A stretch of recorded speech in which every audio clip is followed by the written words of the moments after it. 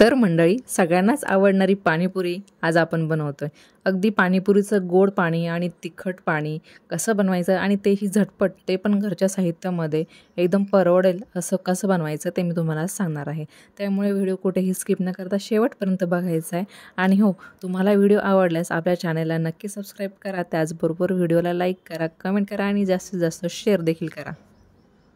हाय, hello, नमस्कार। मी आनंदी अभिजिता YouTube चॅनलवरती तुम्हा सर्वांचं पुन्हा एकदा खूप खूप मनापासून स्वागत।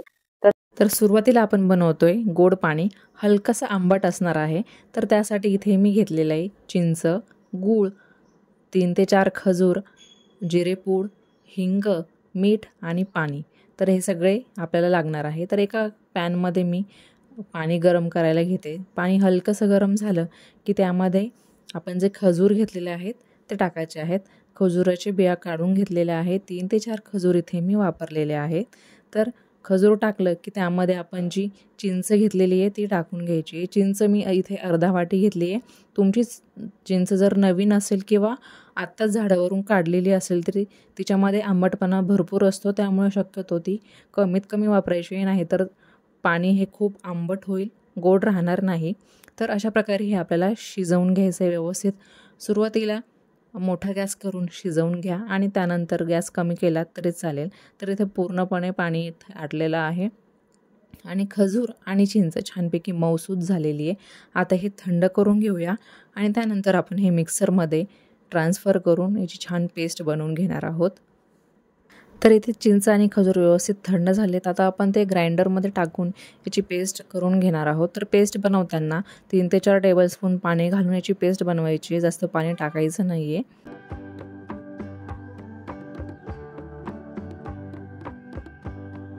तर इथे हलकंसं 2 ते 3 टेबलस्पून पाणी टाकून मी याची पेस्ट बनवून घेतली आहे। आता गॅसवरती पुन्हा पॅन ठेवायचा आणि हे पेस्ट जी आहे खजूर आणि चिंचेची ती ह्यामध्ये घालून घ्यायची आहे। चिंचची पेस्ट घालताना थोडंसं पाणी टाकलं तरीही चालेल। त्यानंतर 1 वाटी जो गूळ घेतलेला आहे तो टाकून घ्यायचा आहे। नंतर अर्धा ते पाऊण चमचा चाट मसाला घालायचा आहे, 1 टेबलस्पून जिरेपूड घालायची आणि 2 चिमूट हिंग वापरायचा आहे। तर आता हे सर्व साहित्य व्यवस्थित चमच्याने मिक्स करून घ्यायचं आहे। जोपर्यंत गूळ मेल्ट होत नाही तोपर्यंत गॅस आपल्याला चालू ठेवायचा आहे। मंद आचेवरती आपल्याला हे सर्व मिक्स करून छान याची पेस्ट बनवून घ्यायची आहे।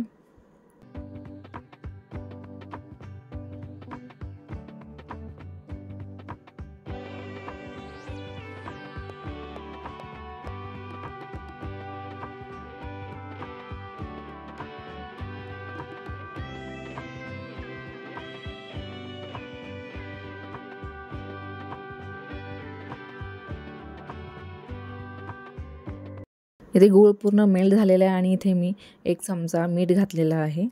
तर मीठ घालून झालं की सर्व छानपैकी मिक्स करून घ्यायचं आणि हे आता आपण थंड करायला ठेवूया।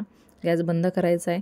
त्यानंतर ते एका स्ट्रेनरमध्ये किंवा चाळणीमध्ये अशा प्रकारे ते ओतून घ्यायचं आणि पाणी टाकत याचं आपल्याला गोड पाणी तयार करायचं आहे। तर अशा प्रकारे चमच्याने मिक्स करून व्यवस्थित छानपैकी सगळा त्याचा जो पल्प आहे तो छानपैकी चाळणीमधून बाहेर पडतो आहे आणि जो जाड प्रकारचा जो चोथा आहे किंवा त्याचं जे बॅटर आहे ते वरती राहतं आहे। तर हलकंसं पाणी टाकत तर ते चाळून घेतलं तर ते लवकर इझिली छान खाली गाळलं जातं।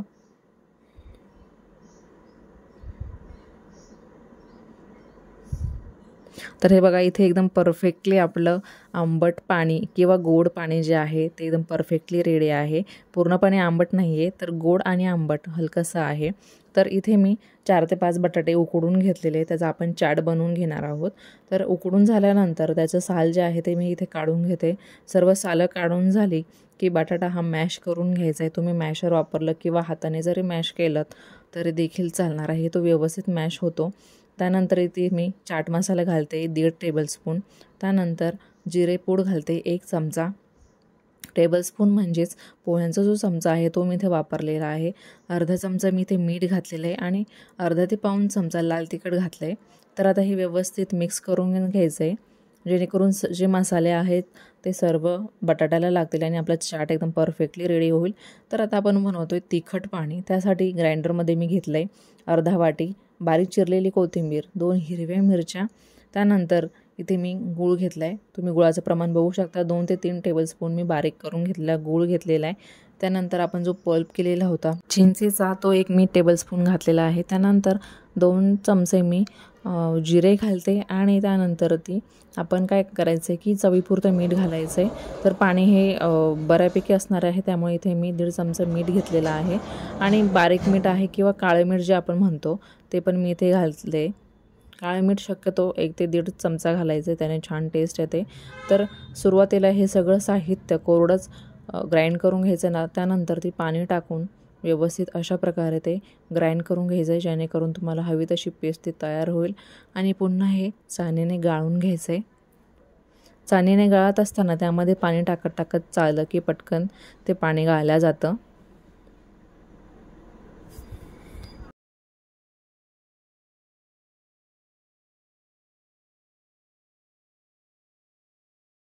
तर अशा प्रकारे मस्त थंडगार इथे आपलं तिखट पाणी तयार आहे पाणीपुरीसाठीचं.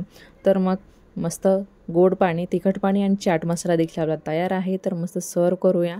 तर छान छान पुऱ्या देखील आहेत.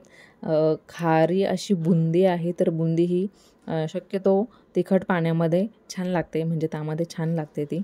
तर अशा प्रकारे सर्व पुऱ्या आपण भरून घेऊया. तर एकदम झटपट अशी घरच्या साहित्यामध्ये एकदम चवदार, परफेक्ट, थंडगार, तिखट, गोड आणि चाट मसाला इथे आपला रेडी आहे. तर व्हिडिओ कसा वाटला ते कमेंट करून नक्की सांगा. त्याचबरोबर आपल्या व्हिडिओला लाईक करा, कमेंट करा आणि जास्तीत जास्त शेअर देखील करा. आणि सबस्क्राईब करून आपल्या चॅनलचा भाग नक्की व्हा. त्याचबरोबर भेटूया पुढच्या भागात अशा छान छान रेसिपीसोबत. तोपर्यंत सदा खुश राहा आणि खात राहा.